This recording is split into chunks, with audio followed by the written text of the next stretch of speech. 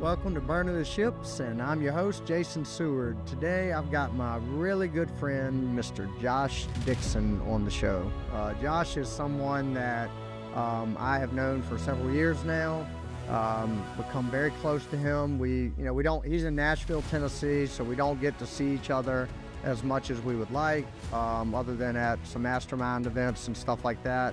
But grown to love Josh, love his family, love everything he's about, his values, and what he's doing in the construction and real estate game, and just as a human being. First time I met Josh, I can't remember exactly where we were. I think we were in Chicago at a real estate meetup, and right away, just talking to him, I mean, we talked a little bit about real estate, but the bulk of the conversation went around his kids, his family, and you'll hear in the interview that he's got a very large family, but just his passion around all of those things. And actually, first time I met him was on a small getaway that we had, like a small group mastermind of like 20 people down in Charleston, South Carolina. So got to really connect with him down there, but he's very emotionally tied to his family, his legacy, what he's building, the impact he's having as an investor and just as a human being, all those things. So before I introduce him a little bit further, I'm going to give y'all JJ's Joke of the Week, and let's roll with that. JJ's Joke of the Week. How do you make an octopus laugh? With tentacles. Tentacles. Very good, JJ. That is JJ's Joke of the Week.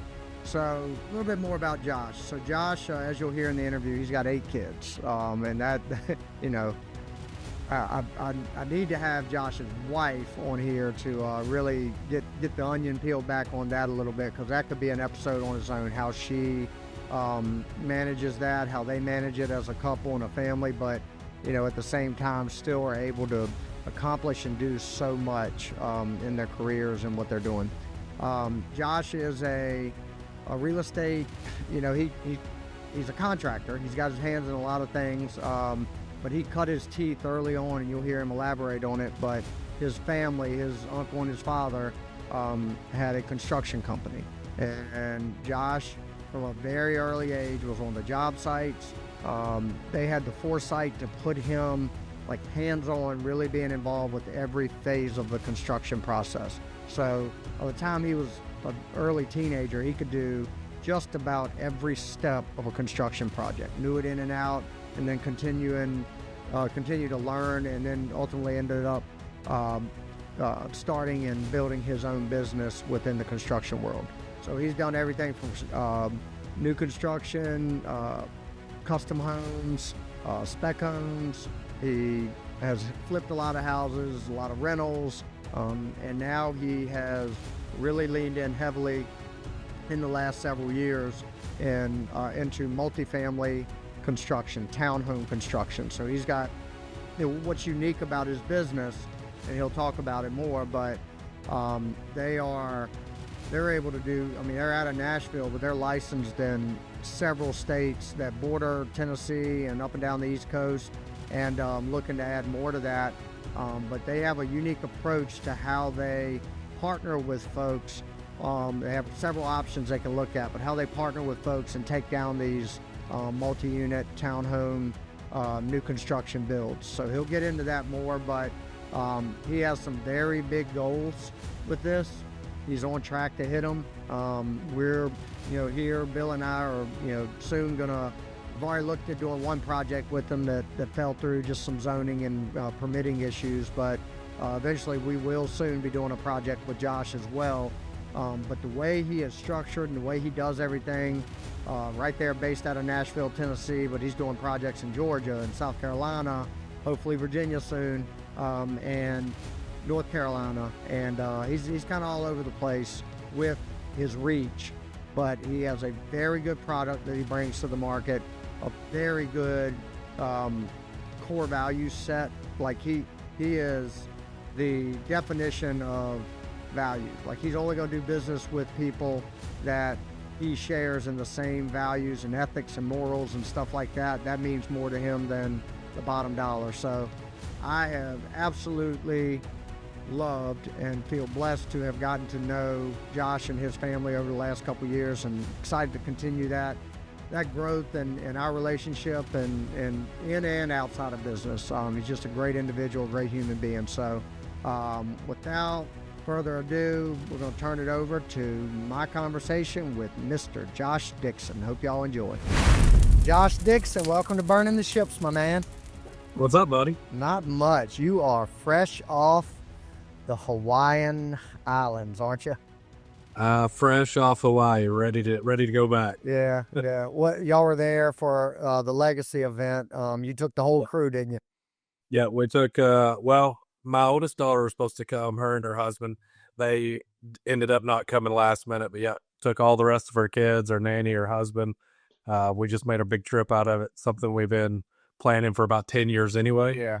So when the Legacy was like, we're going there, I'm like, hey, it's tax deductible now. Let's go. There you go. I love it, man. And I will come back to that because I'm kind of teasing a little bit with your kids, but I'm going to hold off the reveal there because you've got an interesting story with your family dynamic and stuff like that. But before we get into all that, I just want to turn it over to you. Well, I'll kind of preface it with, you and I have gotten to know each other through that group, Legacy Family. We've both been in it for some time now.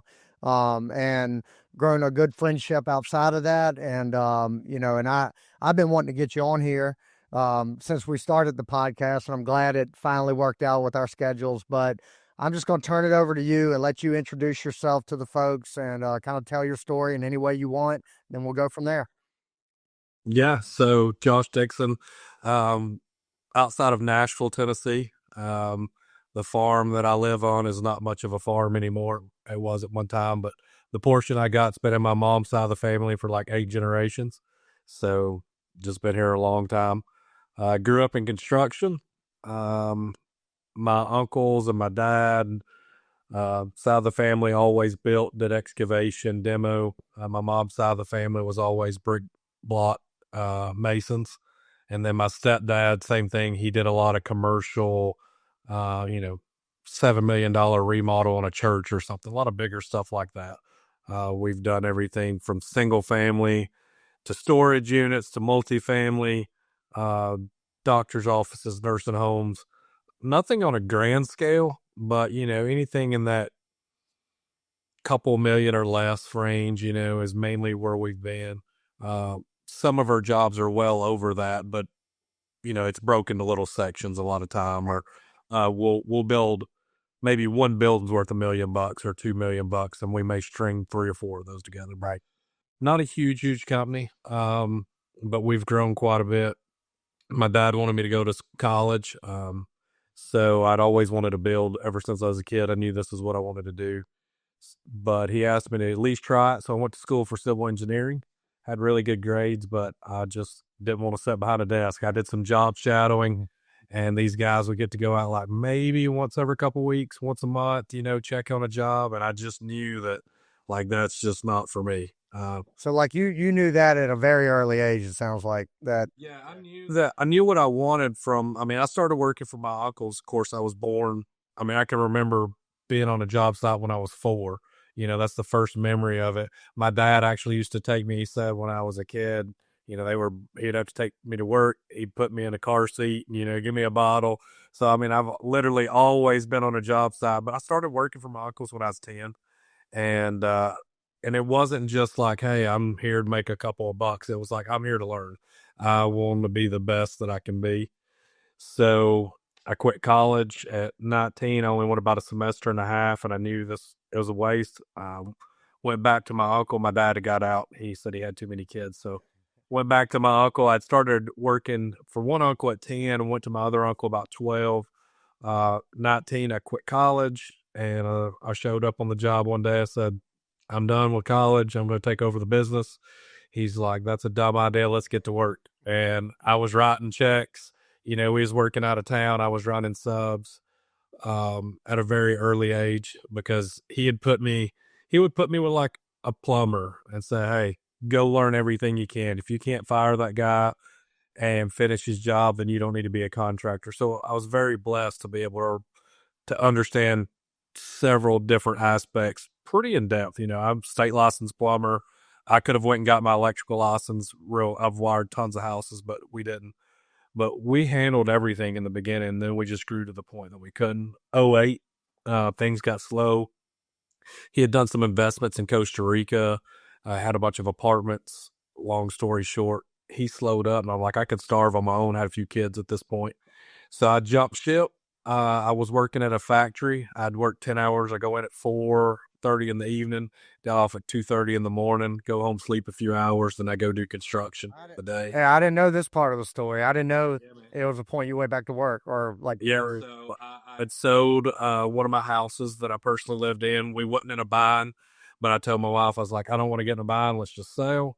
So we put a little money in her pocket, thought we was rolling. We had $15,000. We bought everybody's steaks, and we had 45 acres paid for. Just felt like it was, top of the world. But I didn't want to go through our savings.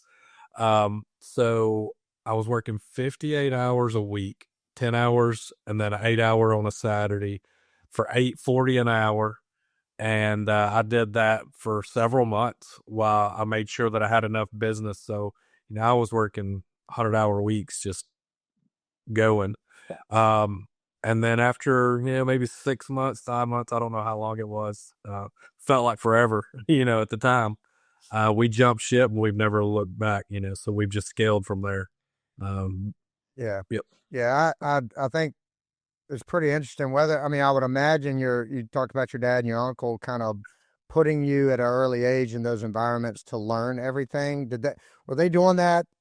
Or I guess, do y'all talk about it now, but was he doing that with the foresight of, I want him to learn every aspect of this, or were you just needed in certain areas that just worked out that way? I think it's probably a combination of both. My dad's side of the family is very figure it out. Like when I was a kid, we always had a junkie mower, and Dad would be like, go mow the yard. I'm like, well, it won't crank. And he's like, it's got to have gas and it's got to have fire. Figure it out. And that's just the way it was. They always let you learn the hard way mentality. If you had a question, it's not that they wouldn't answer, but they just wasn't very like, let me show you how to do this. Mm-hmm. But I think my uncle did have the foresight of like, he needs to understand the aspects. There was times that a sub needed me, no doubt that I filled that gap. But, it got to the point that I feel like I was a really good worker. So even on the weekends when the subs had side jobs, or not side jobs to them, they would hire me to go with them. So, or in the evening. So I think it was a combination of both. Some foresight. He always wanted good for me. Right. And he wanted me to be able to understand the job, and it worked out for him and Gotcha.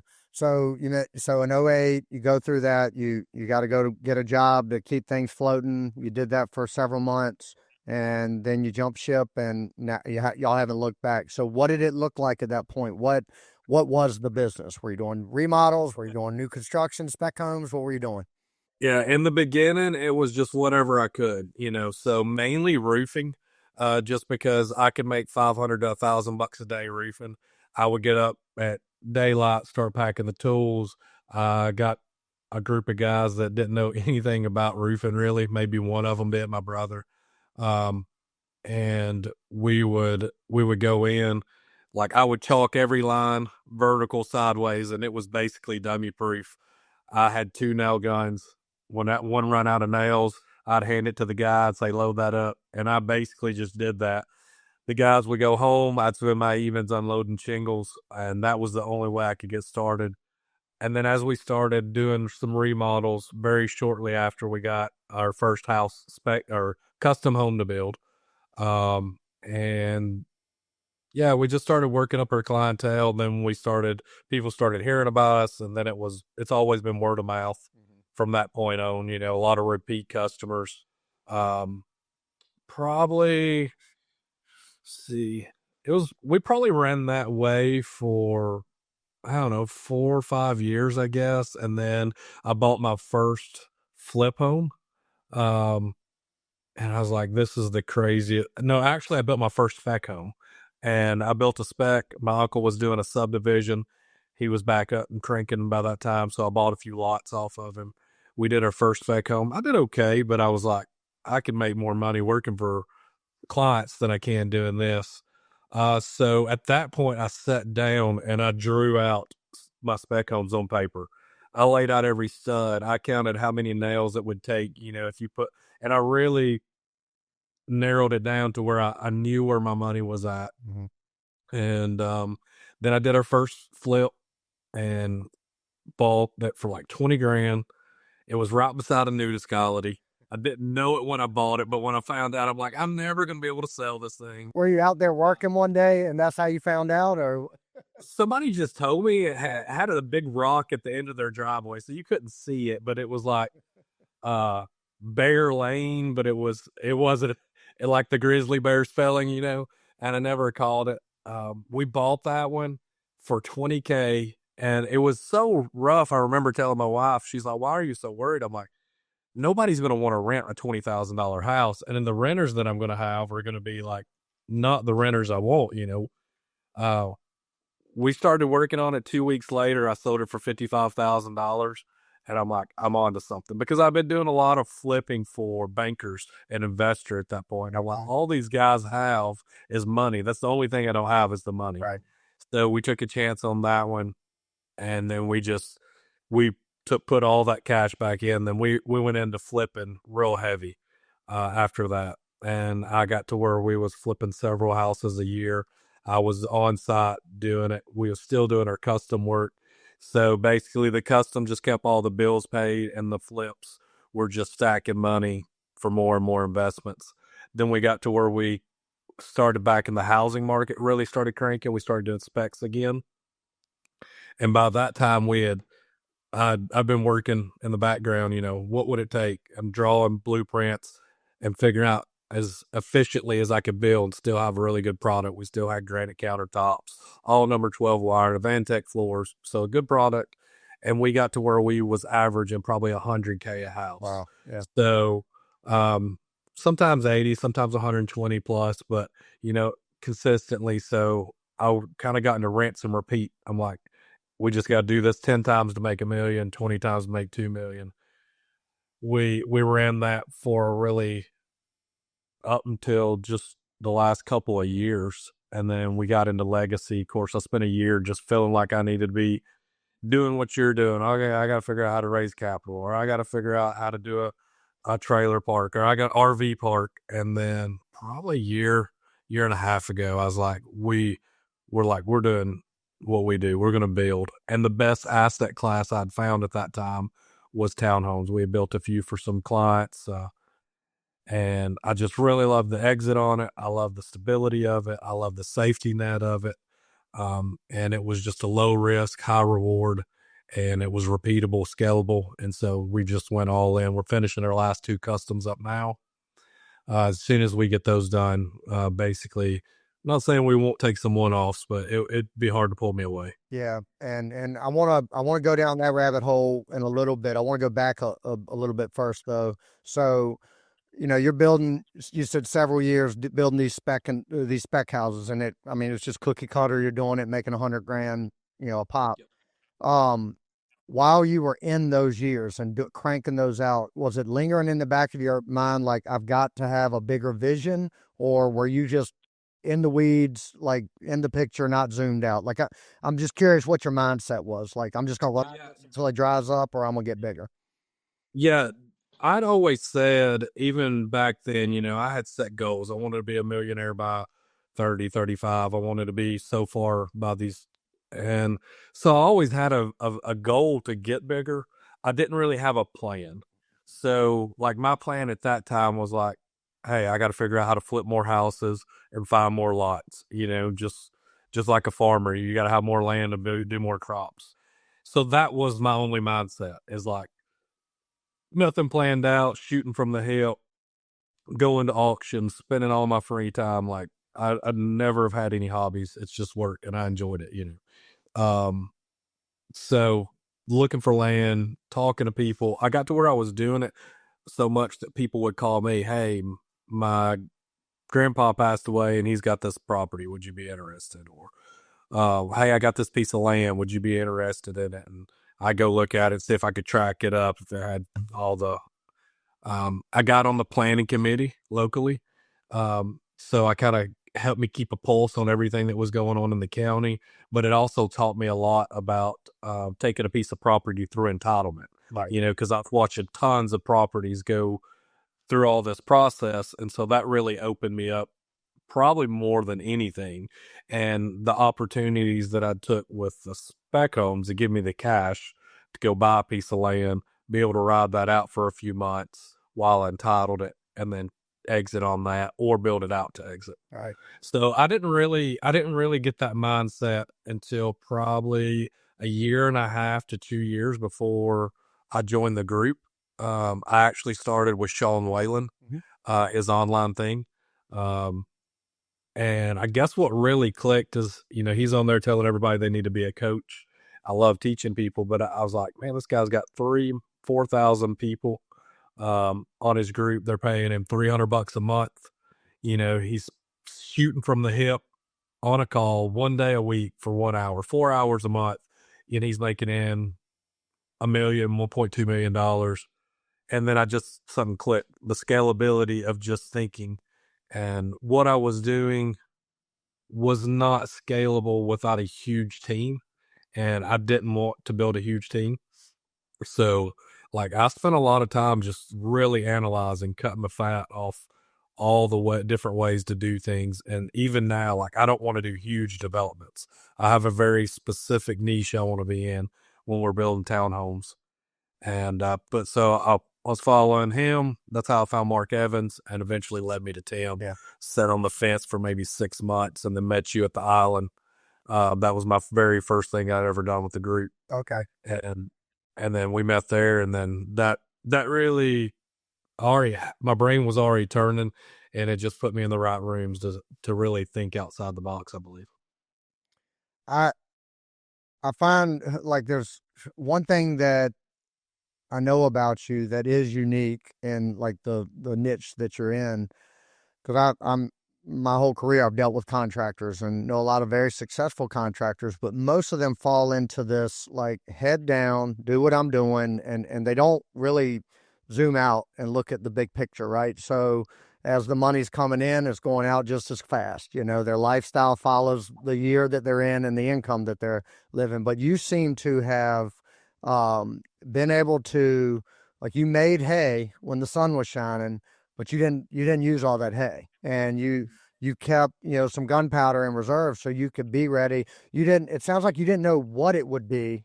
You didn't have quite the vision. You had the goals, but you didn't have the plan, so you didn't have it all mapped out, but you knew you would find it, and you kept enough, again, gunpowder in storage to jump on these opportunities as they come up. Is that pretty accurate? 100%. I still do that today. I mean, I pay my wife $1,250 every week. Mm-hmm. And if we need something beyond that, we can pull some money out of a savings or investment. But I've always had that mentality. And we've always just said, this is what we're going to live off of. And it's worked out, because I know that when that opportunity comes, I don't want to have that regret of not being able to have the funds to jump on it. And it's still to this day, I don't think I'll ever get past that. Yeah. And I think what it has done from my perspective of just, getting to know you as I have, well, number one, let's go back about, I don't know, a year and a half or so ago. I remember having a long conversation with you. I was on my porch and we were just talking about, you were trying to wrestle with, like, I can keep doing what I'm doing, building these customs, building these spec homes, and it's great, but it's one transaction after the other. I'm technically working for someone else, the clients, and you were just trying to, like, get rid of some of that blurriness you had around, like, how do I get out of that and more. And I didn't have much advice for you, just other than just figure it out, like keep building relationships and stuff. But now, fast forward, that was probably 2 years ago, but fast forward to now, you have started figuring it out and you have implemented, and now it's not as blurry. You see a vision, the one thing you can focus on. But let's talk about that, like specifically what you have evolved into now, because I think a lot of my listeners are real estate investors. They're always looking for creative ways to do things.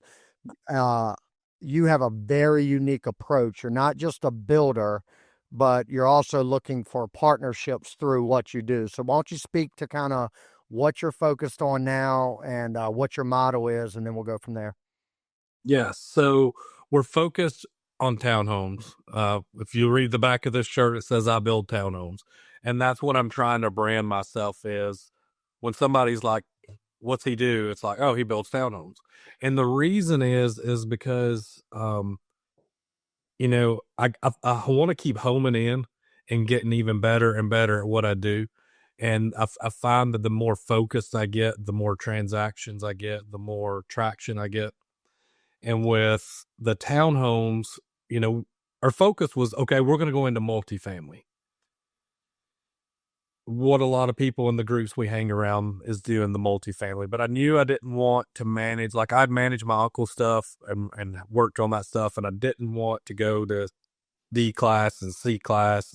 And I watched them struggle. Like they just started building when they were young, but it was always always a payment, and they was always have to go fix a toilet. They was going, so I knew that when I did it, that I wanted to wait till I had enough cash that I could bring in some kind of, I didn't want to get caught up in managing them. So we looked at all the asset classes.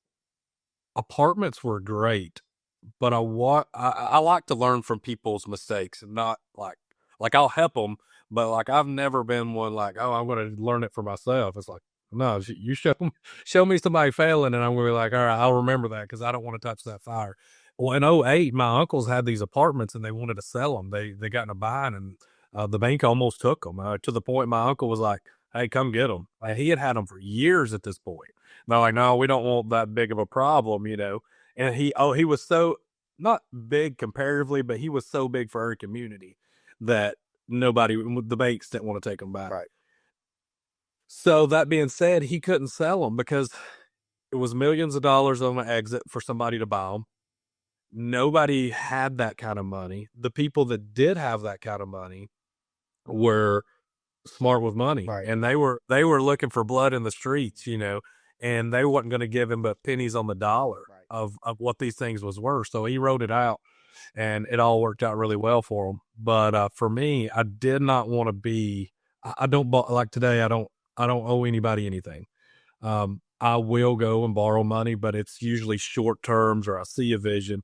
As we're scaling into these bigger things, I'll have to go back to borrow money, but I never wanted to be slave to that much debt. So with the townhomes, we zero lot line them. We have it to where we can set a HOA in place. So if I need to shed some, I don't have to shed 100 units. I can shed 1 unit, 2 units. Another thing it does is when I'm selling to a big investor like Brotts or somebody, they're looking at that 1% rule or whatever it may be. So if that's renting for $1,500 a month, they're going to give me 150, probably could get 180, $90,000 a door. But if I sell that to the end buyer, an individual, that raises it to 225 to 250 a door. Some areas 300, but my exit goes up. So you take 25 units and you up your exit by $50,000. You're in the millions range now. So, and also we in zero lot line them, we put all the utilities individual. So I'm not chasing people, hey, that's your problem. You pay your water, you pay your sewer. Right. And really want to make a really nice place for people to live. I don't want to manage them. And then have my, I can lease to own it. I can rent it. I can sell it to a big development, or I can sell them individually. And if I get stuck with them, I know that I'm building them cheap enough that I'm doing way better than the 1% rule. Right. So the next hurdle was for me, I started paying a lot of taxes. So I was like, how am I going to overcome this hurdle? Because I was turning and burning, and because I don't want to manage. So I was like, how am I going to overcome this? So what we've done is, you've always heard the saying, if you help other people, you can have anything you want if you help other people enough. So I was like, what can we do? So our model is now, if we find a really good operator, we've got a set rate pretty cheap We're coming in, building them at a just as cheap as we can, have a good product and not charge. And then they have to manage it. And we get long-term partnership in the deal, 50-50. Yeah. We'll do a contractor carryback to where if somebody wants to come in and they want to run the deal, they can't get the 20% down, or they can only get part of it. They can come to somebody like you, get a bridge loan maybe, and then I'm carrying the contractor carryback, and they're just paying me interest on my money. So I'm not getting that big lump and just paying half of it. And that gives me time to go defer that money somewhere else. Yeah. And then the other option is we have some people that just come in and we just want a clean slate. They'll pay us their percentage on the deal. We walk away. But then now as we're partnering with other people on bigger developments, that gives us the depreciation to offset what we make. So, we're still honing all that in, but that's kind of a high level of what we're shooting for. Yeah. And I think it's a lot of like very relevant points from a time standpoint. So like right now with the market, anybody in real estate knows that there's a housing shortage, right? And it's going to be that way for a handful of years. And so the build to rent model is fantastic because the demand requires it. Like it requires that supply. So where you get to come in and we, we're working on trying to find a deal to do together. And we had one under contract last year that it just didn't work out from a location standpoint, but it's beautiful for both sides. So as an operator, my weak link is construction. So I've always, doing single family, small multifamily, we've always had to hire that out, right? So the idea of building to rent is intimidating in the sense is I don't want to run the construction, right? So that's where somebody like you can come in, and what you need is an operator that wants to manage them, right? So we can take care of that. You can bring the construction knowledge, expertise, the expertise with dealing with localities and entitlements and all that stuff that I know nothing about. And then to your point, there's several different options. One, which we were looking at, is let's build 100 of them and let's sell 30% of them and offset those gains by a cost segregation to, take the tax benefits, and you build them, get them up and done. They're occupied. You're out. Now you have a passive investment while we operate them. And it's a beautiful model for folks that are in similar situations as us, where we just don't know where to start with that big of a construction project. So I think and you're hitting it at a perfect time when there's such a demand for this type of product, And, yeah, there's a lot of people that want to get into the game, and they don't know how. Yeah. And so my thing was, how can I make it so good that they feel crazy not to partner? Right. So if we started at a 25 unit, it's kind of our low point of where we like to start, because it just costs to travel, Right. We're doing multiple states. So if we could hit 25, that's anybody that's ready for something like this, they can handle 25 units.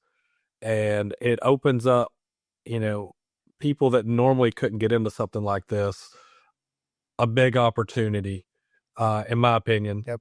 And so if we can keep giving them everything that makes it easier on them, and they're like, we're crazy for not doing this deal, we're making them money real fast, because these things are appraising as soon as we're done for good returns. And then they're making us their long-term wealth, by operating this thing out. Yeah. It's a beautiful model, man. And I know you're just kind of like, you're cranking it up now. You're branding it. You're blowing it out there. So hopefully this can get on some people's radars as well. And I know also you're not just going to work with anybody. So like there is a vetting process. It's not, John Doe calling you up, say, hey, I got 15 acres. Let's build townhomes. You're going to want to build a relationship and vet that out. But that's part of any big deal, right? You don't just jump in bed with a stranger in this world. So I think there's, and I love the idea, because I know you're a big goal guy, but now you got a vision and you got a path, and you combine those two things. I was talking on a podcast recently. I had Dano from Dano's Seasoning on, and he was talking about this.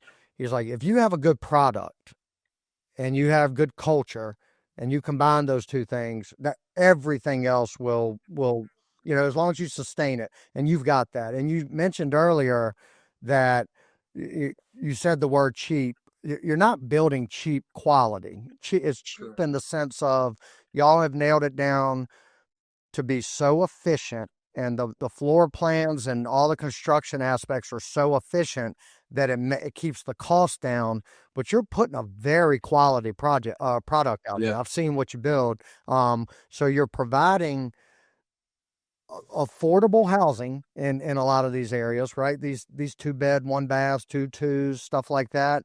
And you're solving a need for locations, counties, cities, because they need affordable housing, but you're giving a great product to somebody that's either renting or buying this thing. So it's not cheap by any means. So Yeah. yeah. Yeah. So, I mean, we would calculate things like I would figure out my floor joist, you know, everybody got big into the I joists for a while, but I could use a 2x12, which is a phenomenal floor system. If I laid out my dimensions and my piers correctly, um, I could use that and it was saving me $4,000 a house and a better product. Right. And so things like that, trusses, buying high quality lumber, stick framing them. The difference between the truss package and the crane truck, there's another $3,000 to $6,000. So just little moves like that actually were really more site built things.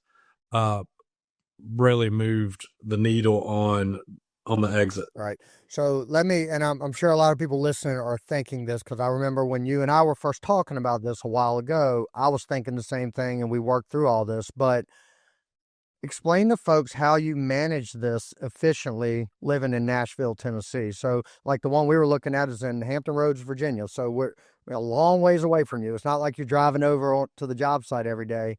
So, what's your structure and all your systems that you have in place to manage these things at a distance? Yep. So that's always going to be like everything else, evolving. We're get better at it. I believe every week we're thinking of different things. As of right now, the way we've managed to do it is, one, I brought in my partner, which is my brother. He spent the last 7 years.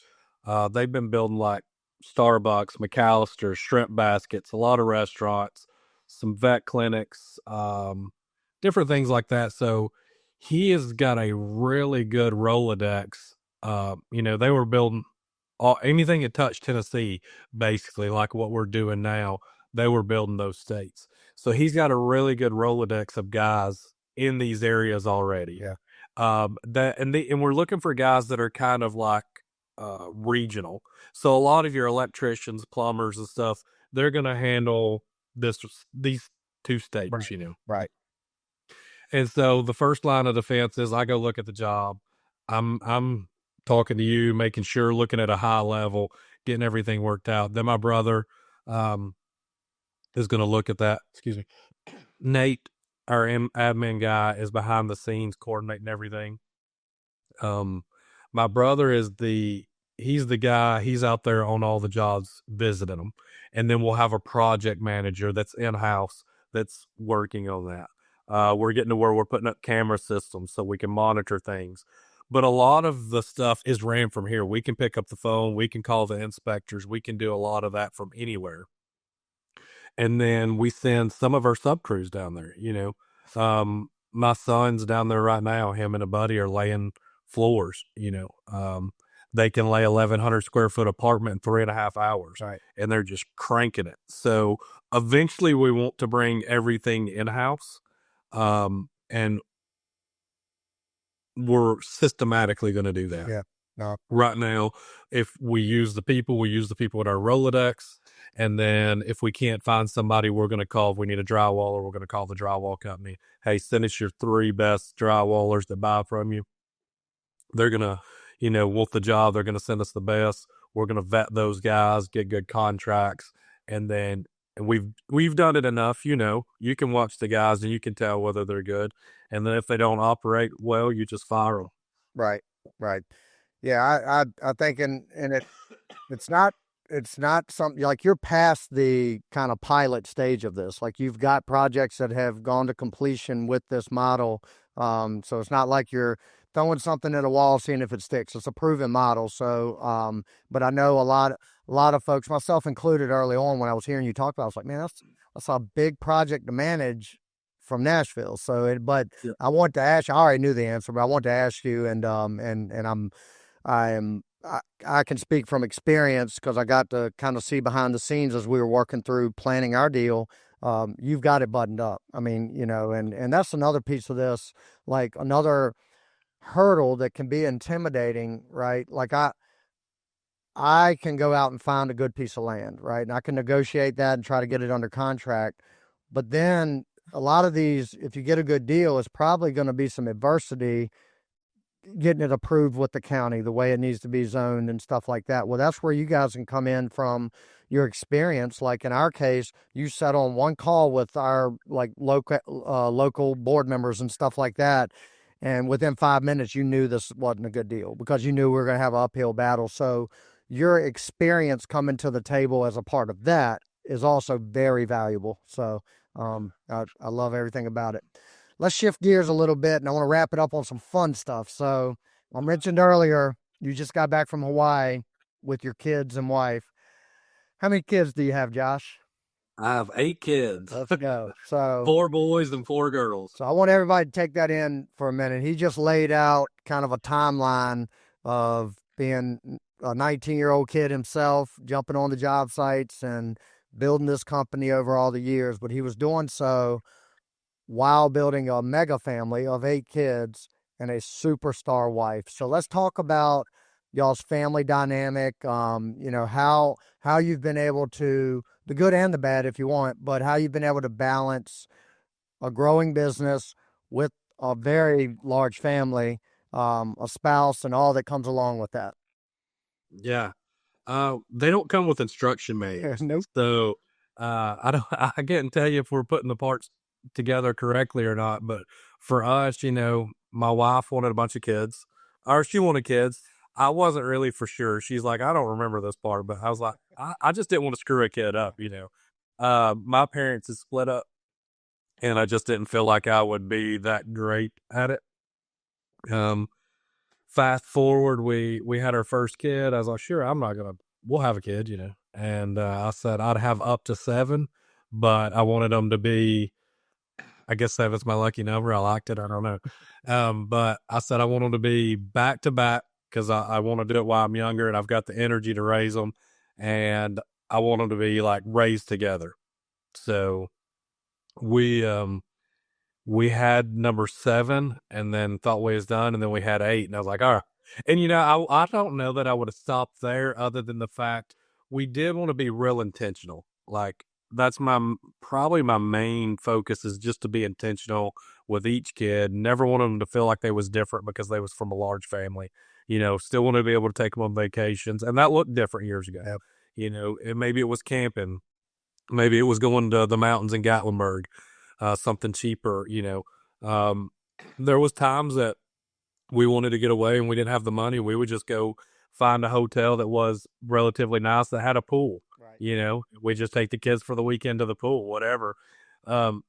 Just being intentional about it. But we've never made them work in the business.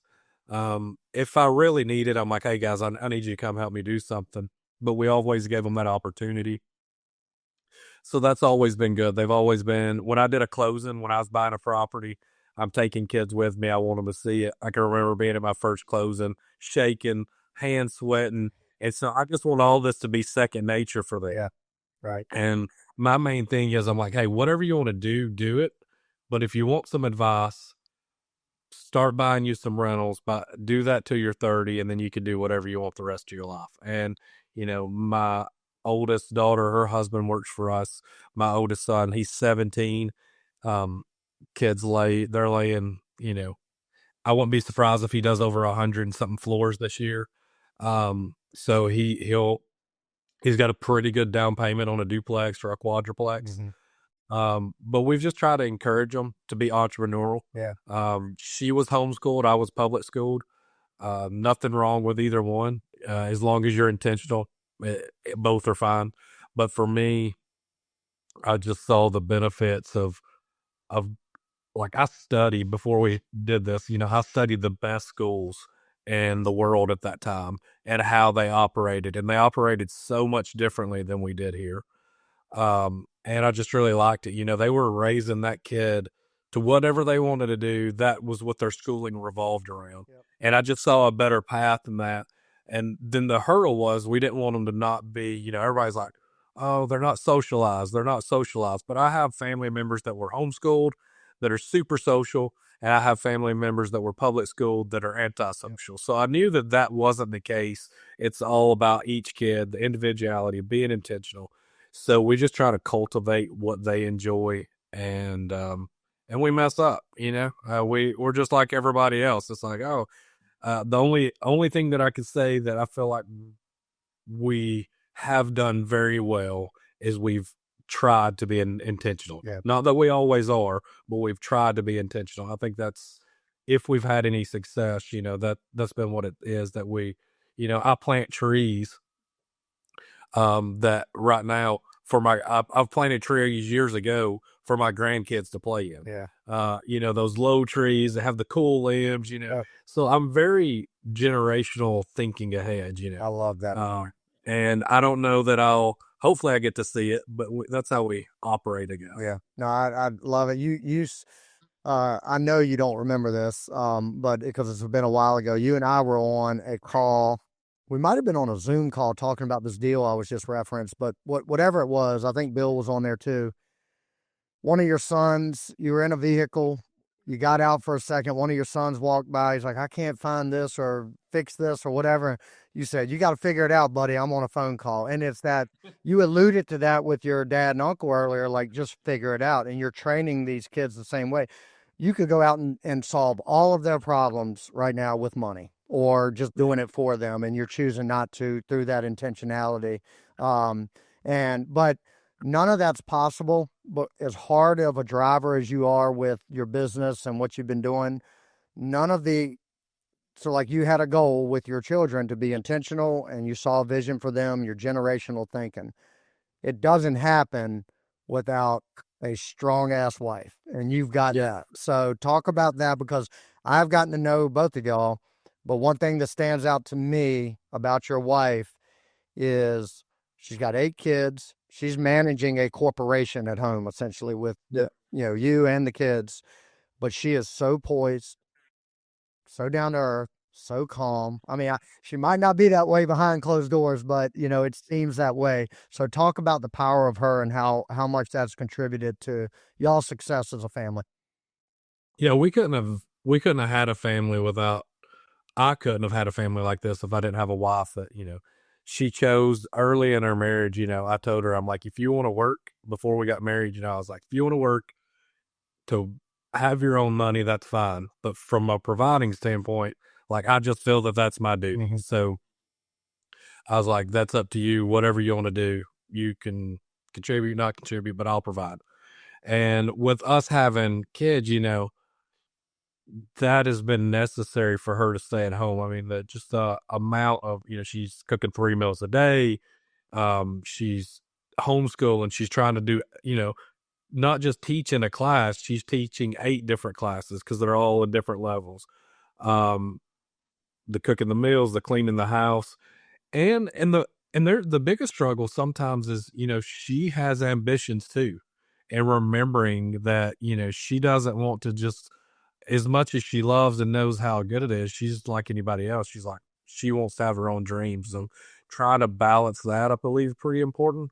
I don't always do a good job, but trying to, like, okay, I know what it's like to be stuck on a job with a bunch of complaining contractors, everybody. She don't get to quit. It's 24/7.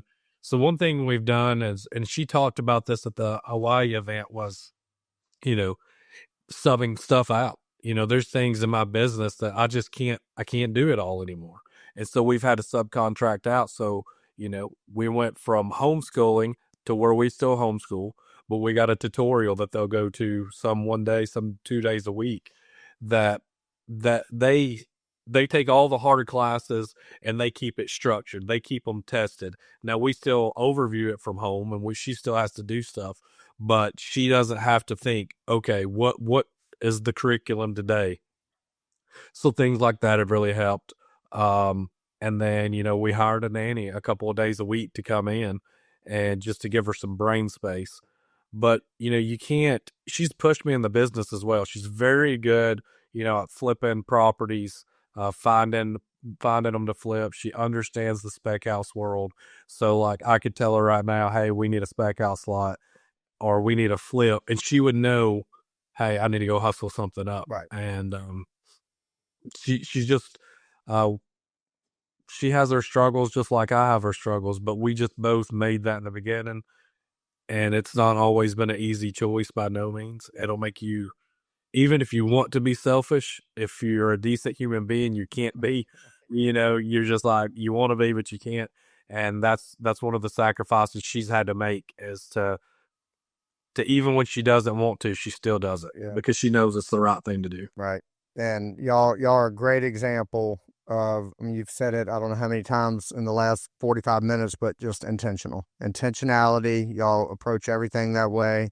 And I mean, it's a great, like from a business standpoint, you're a great example of just, evolving and growing and all the things that you would expect out of a good entrepreneur. But a lot of entrepreneurs fail at home, right? And you guys to have that side, and you said it's not always perfect. You probably are failing in some ways, but you're always aware of, let's try to make it better. Let's try to get these kids, into adulthood as good contributors to society, right? And so y'all, 100%. and that's all you can ask for. We, as parents, I only have 2 kids, but it's top of mind constantly of like, am I contributing to their development in a good or a bad way? And if I'm having a bad day and I come home and I'm just moody and snapping at everybody, I don't want them to be that way. Well, they're going to be like me, right? They're going to be like me and my wife. So I got to make sure that I'm setting a good model and a good environment for them to develop in. And y'all are obviously doing that. So Josh, let's obviously I could talk to you for hours, but I kind of want to wrap it up so we don't take too much of your time. But where do you envision? I know you're a big goal guy, but do you have like a vision for the next couple years, next 5 years, 10 years? I know you love work, so you're not one of these guys that are thinking in 10 years I'm gonna be retired on a beach. You'll probably always have your hands in it, but what does that vision look like? Yeah, I think for me right now, we've went all in. Um, not not really looking back. It's all in on townhomes right now. Um, so my goal with that is, I know that if tomorrow everything quit, I could go back to trading on property, build a couple of specs. My family's fine. So that gives me a little freedom of just like, hey, let's just pour into it and give it all we've got. My goal really is,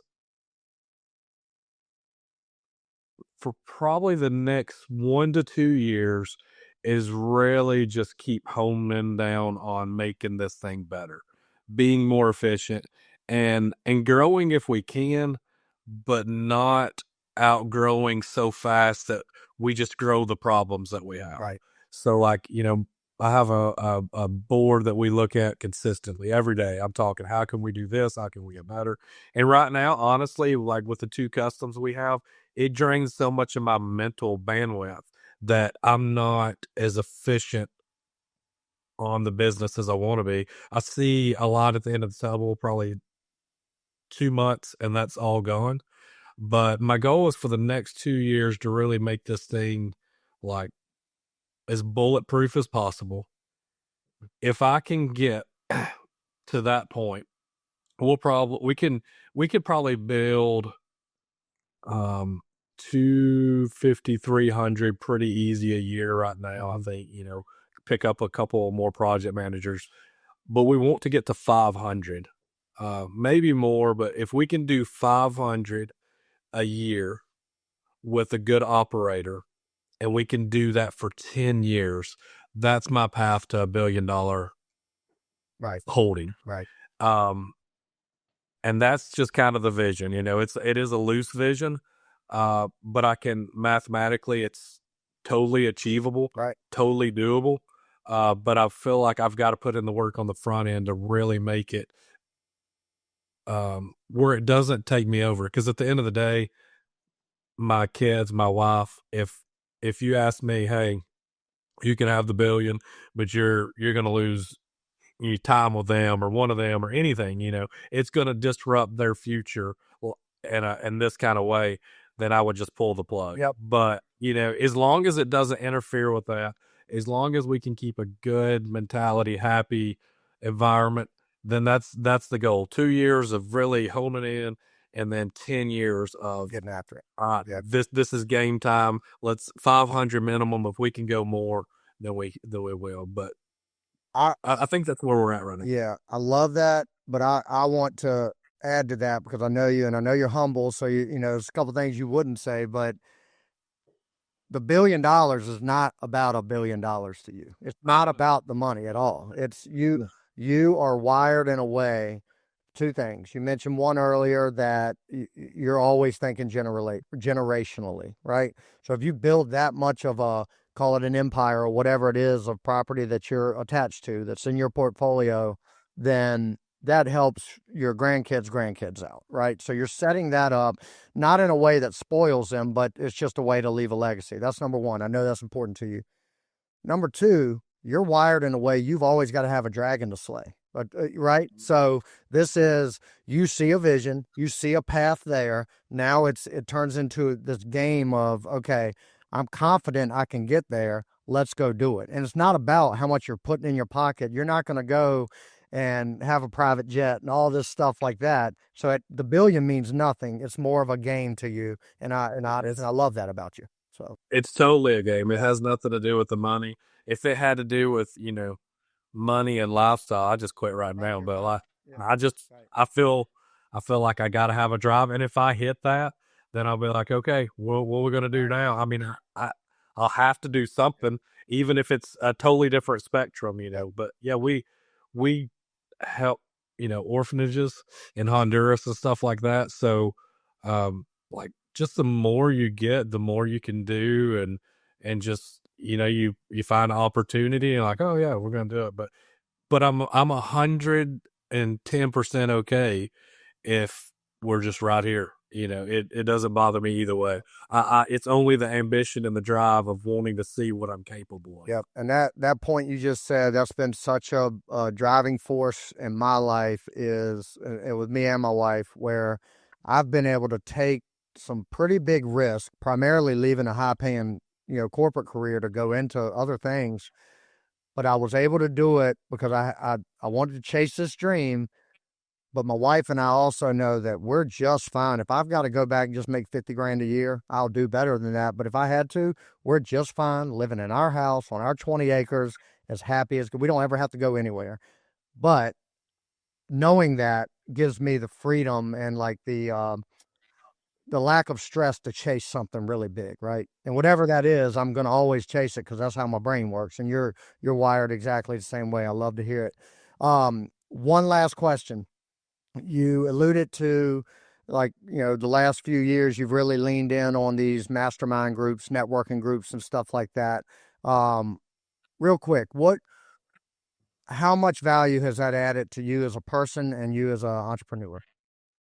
Yeah. So from a person standpoint, it just opened my brain up so much to like thinking and not being one of those contractors that just keeps their head down. You know what I mean? Like, I didn't know what I didn't know. And I'm glad that I got around people that it's not that I don't want to think bigger, but sometimes you just don't know what's out there. I realized that I love education.